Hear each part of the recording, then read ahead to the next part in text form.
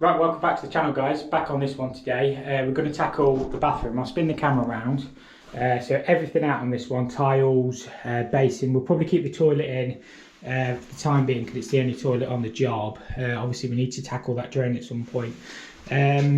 Water main we're going to move to the kitchen because this is having units across here and we don't want to make the stop tap awkward to get to. So we're going to move the stop tap under the kitchen sink. It will be accessible, but you'll have to lift the panel off, so I think it'd be better under there. We've got hot and colds to chop across there anyway because we're doing away with this boxing, so I just chop a third one across and then move the stop tap because I think that'll be better. We'll probably end up chopping hot and colds up that wall. I think that one might be brick or block, whereas these are then terracotta blocks, and obviously I've got shower pipes to chop down there and then towel rail pipes to chop in here. So yeah, that's today's job, just get everything stripped out and then we'll have a look at getting it sorted. So yeah, I'll get some shots as we go along if there's anything interesting and we'll crack straight on. Seeing that the drain off tap don't work, we'll do it the other way. One thing working in empty properties that are all being gutted, you don't have to be as careful. Obviously we don't want to flood the place, but all this is coming out anyway.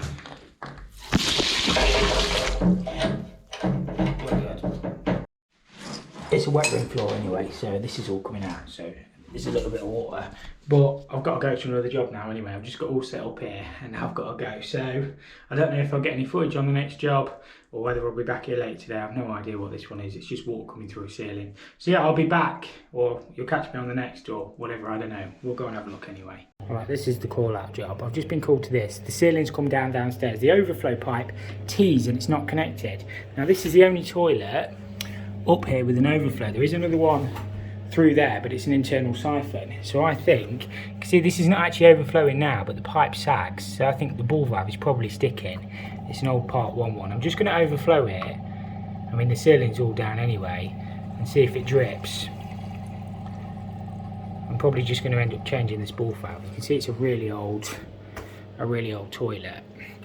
Old part 1 ball valves aren't compliant anymore anyway. It's not dripping outside, it's just dripped straight through the ceiling. Yeah!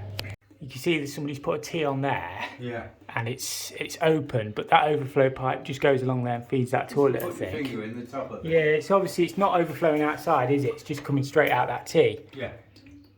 So we'll just change that ball valve, and that ball valve must just be sticking overnight, because that's the only thing on that run.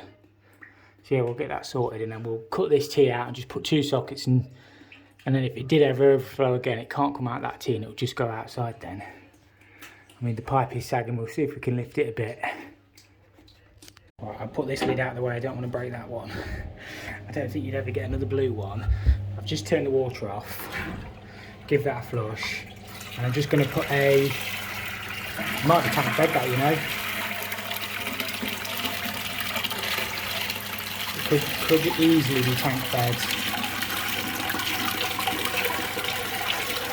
I think that's kind of bad. Alright, I'll see if I can get, I don't know where the water is on that. Yeah, no valve on it. I think it's tank fed. Right, we'll have a look. I think it is tank fed. The mains is definitely off. So I'll pop up there and see if I can bung the tank. There's no valves on any of the pipes that I can see coming down. I mean, it'd be an old gate valve. So we'll have a look up there and see if we can just bung it. Sorry if the picture quality is a bit poor. What we've got is we've got 2 tanks up in the roof. I'm not sure which one our toilet comes off, so I bought 2 bungs with me. One will do tank cold feed to the bath and probably that toilet, and one will do tank cold feed to the cylinder. You can flush the toilet and you can feel it like pulling, but obviously so hard to get up in the roof. It's already stopped filling now, so I'll just bung both these off and we can get that valve swapped over. I'm just using these, you've probably seen them before, just these bungs you shove in the outlet. There's actually 2 outlets off this tank if I can get the lid open. I think that 28mm one on the right hand side will be cold feed to the cylinder, so it must be one of these 2 that are bunged off. We'll soon find out anyway. Right, give that a go and hopefully that should stop filling, which it has. So yeah, it was tank cold feed. What I'll do is I will pop a service valve on the feed, so if it ever goes wrong again it can be isolated. So we'll pop one under there somewhere, somehow. And what I'm going to do is a Viva 4-in-1. So these are side entry as well as bottom entry. They are handy to keep in your van, and I'll show you how you fit them. Right, there is a little bit of water still in the cistern, but I've got a, would you believe it, don't fit that. That fits everything, 1/2 inch, but not that. It's old school. Get that disconnected. I've got my plumb tub underneath. Just get that one off. And I've got my towels down as well. And we'll disconnect this ball valve. You don't see many part 1 ones anymore. We just disconnect that slowly and just let the water drain into my bucket.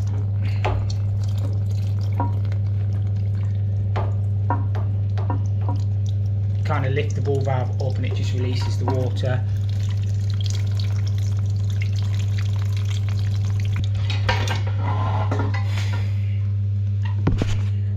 Right, that's the old part 1 ball valve. These didn't have the air gap on them. Obviously the new part 2s come over the top and down, whereas part 1, obviously you've got no air gap, that's why they're not allowed. All brass that as well, proper old school. So ideally I would use a full bore on a tank fed supply, but I just haven't got one in the van. And this will be fine, it will still fill okay. It's just that obviously a full bore one would give you a slightly better flow through the valve. But you can only do what you can do sometimes. And if it doesn't work, I'll have to nip off and get one, but I think it'll be fine. We'll risk it for a biscuit. It might even be 1/2 inch, but 1/2 inch and 15mm are identical. Well, 1/2 inch slightly bigger, but you'll get away with it. Compression and solder actually.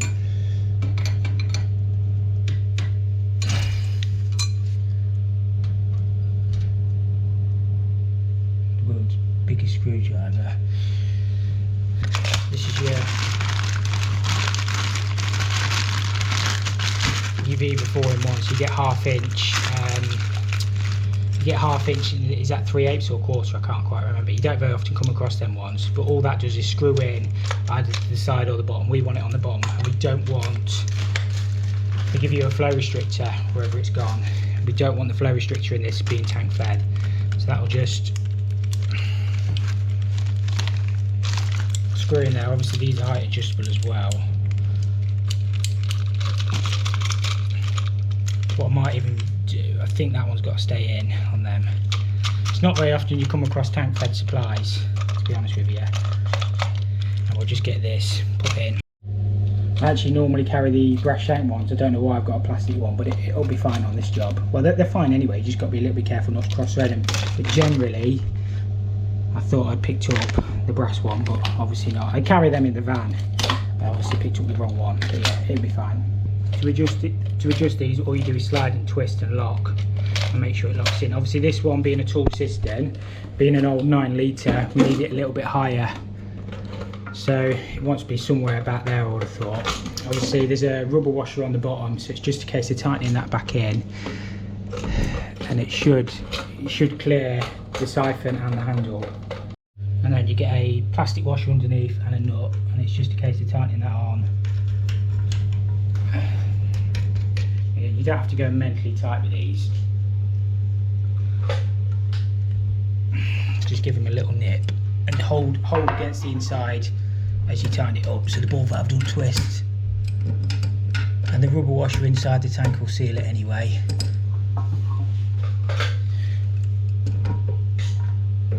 That's plenty.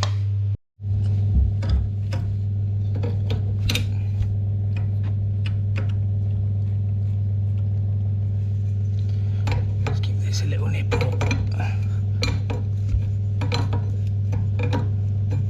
So with having the service valve there, we've got full control anyway, so when we get the bung out, I must remember to turn the water back on as well outside. I'll give that a little nip.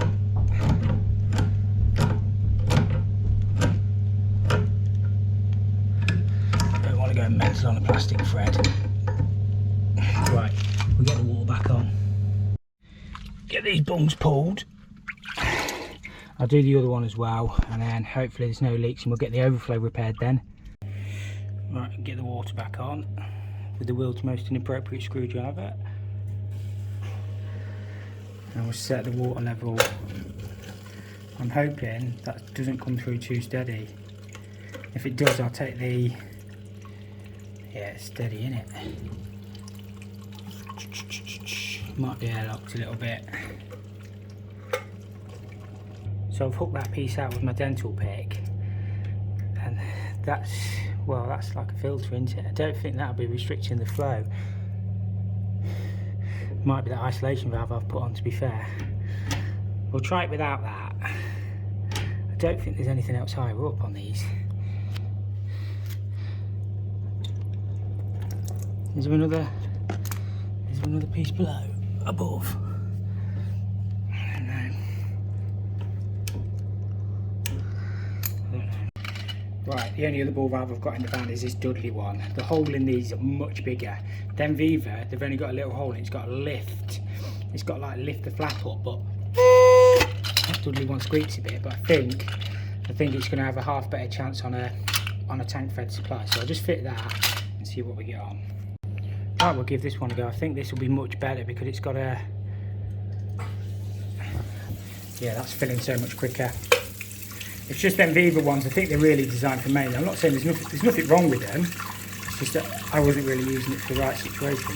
But hopefully that's going to shut off. That'll make my day if it doesn't. What's going on with that? We'll have a look at it. I think it just got a bit stuck, so I'm just giving it a few on and offs and it seems to be working now. Dudley aren't too bad. So just set that to the water level, give it a flush, make sure we've got no leaks underneath, and I'm happy that's filling up okay. These ones, obviously, you pull that out if you've got low water pressure. In theory, the Viva one should be the same, but I think that's just got a bigger hole in it. So we'll go with that as long as it works. I'll use that Viva one on another job. Yeah, that'll be fine. So water levels here, and obviously you can adjust them to where you want, and then you squeeze them two bits to lift that float up as well. See, on these Viva ones it has to go through a hole, what's that, about 4mm diameter, and I just don't think it was good enough for tank fed supply. Whereas that Dudley one seems to be perfect.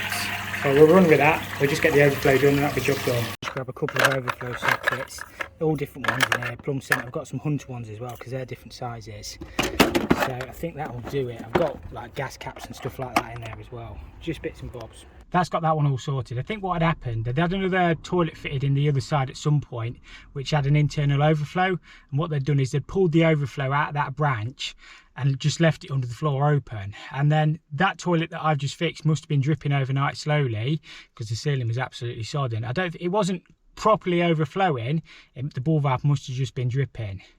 You saw the water level was quite high, and of course that's just been leaking out of that branch straight onto the ceiling, and eventually it's got to the point where the ceiling's just come down. So we've popped a new ball valve in there, we've done away with that branch. All I've done is put two sockets in there and a short piece of pipe, so that should be absolutely perfect now. So yeah, we'll get back to the job that we were on earlier. We're back on this one. We'll get this bathroom whipped out. Some weird style brackets on that rad, aren't they? Not seen ones like that before. Basically it's just a case of get all the tiles off, get everything back down to bare bones. I don't think we're going to have time today to get all the water sorted.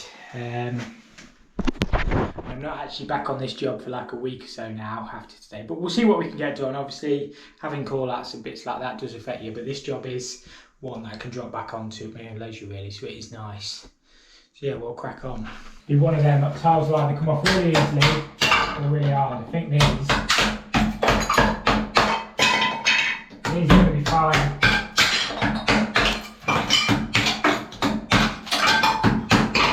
Actually not taking the plaster off either. We are going to mermaid board this whole bathroom.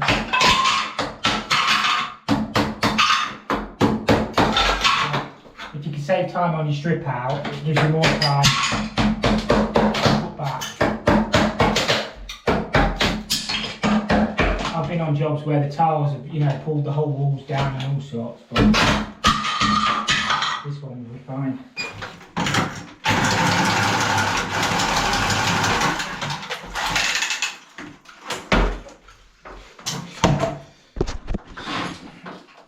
I will make sure that electric is safely isolated. I have turned it off on the fuse board for the shower feed. But there is, you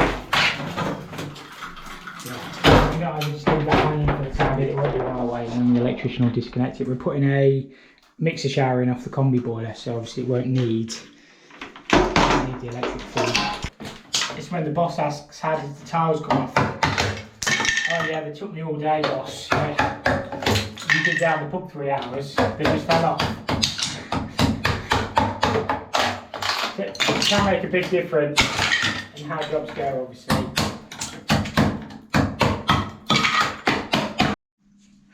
Proper plumber, you use brass screws, look. Makes it easy to undo. They're low pressure orifices out of ball valves.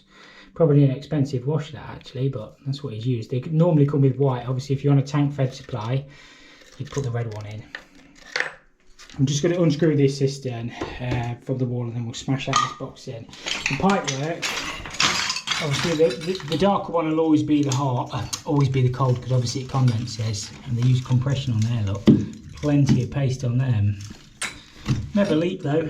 We're renewing all this anyway, all the way through. I need an aerial for my radio.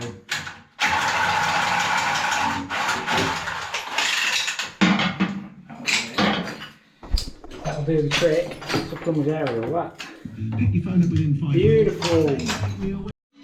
Do you reckon if I do the same thing with Sky Dish, I'll be able to get Sky Sports? I don't know if it works like that. This bit will be satisfying. These are really loose.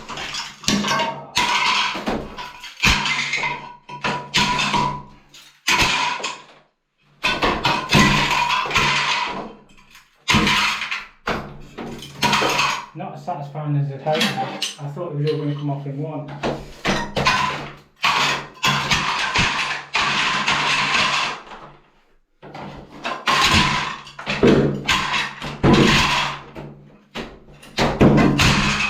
that. My brush has just given up the ghost. I've had that one years as well. Looks like my beard, that, doesn't it? See more. Got most of the towels off now, all stripped out. Just the last little bit. What I'm going to try and do is get this boxing off behind the toilet, and then we can have a look at the water pipe. My plan is obviously to chop everything in to do away with that box. So we need a main across there and then a hot and a cold coming back. We'll put the new stop tap under the kitchen sink. That's plan A, and then we'll probably just chase up that wall. I think that's brick, so I think we should be alright chasing that one. But these, I think, are terracotta block. If you're not careful, when you're chasing, you can smash straight through the other side. But that might be a problem for another day now. Yeah, we'll get the rest of this stripped out, and we'll get on all right. Right, I've just chased some hot and colds in 15mm copper, and hair filtered them up in the wall. That's all being mermaid boarded anyway, so that'll be absolutely perfect. That's all I've got time for today though, because I've got other places I need to be now. I've got a meeting at 4 o'clock, so I can't be late for that. So yeah, I don't know if this will be the end of the episode. I'm not going to be back on this one for a while, to be fair now. I've got that big first fix that I started, 5, 6, 7 weeks ago now. I've got to go back there next week, so there's like 7 bathrooms on that to do.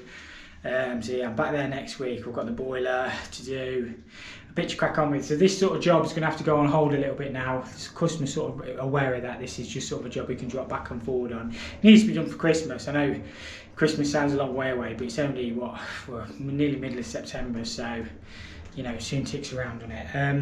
But yeah, we'll get it done as always. We always do. These walls, I've got a little bit more chasing to do here. The hot and cold's behind me, the shower pipes and towel rail pipes, but it's not too bad.